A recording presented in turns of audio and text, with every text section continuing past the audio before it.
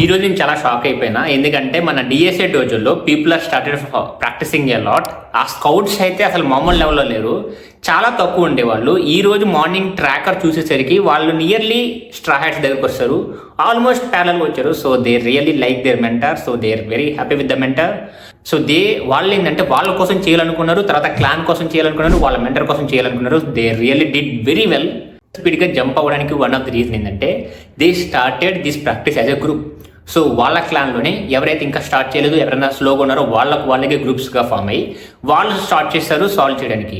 So మీరు message చూడండి. So వాళ్ళని వాళ్ళు పుష్ చేసుకుంటున్నారు, so to make the clan top అనే దానికి. సో వాట్ వీ డిస్కస్ స్టార్టింగ్లో ఒక మాట చెప్పాను, ప్రతి క్లాను ఒక క్లాన్తో కంపీట్ అవుతూ ఉంటుంది, ప్రతి మెంటర్ ఇంకొక మెంటర్తో కంపీట్ అవుతూ ఉంటారు. ఆ మాటకి మేము ఇప్పుడు ప్రూవ్ చేసుకుంటున్నాం. So they are competing, they started doing, they are practicing a lot. Scouts లేట్గా స్టార్ట్ చేసినా వాళ్ళు ఆల్మోస్ట్ సేమ్గా వచ్చేసారు. సో నెక్స్ట్ వాళ్ళ ప్రోగ్రెస్ ఏంటో చూద్దాం.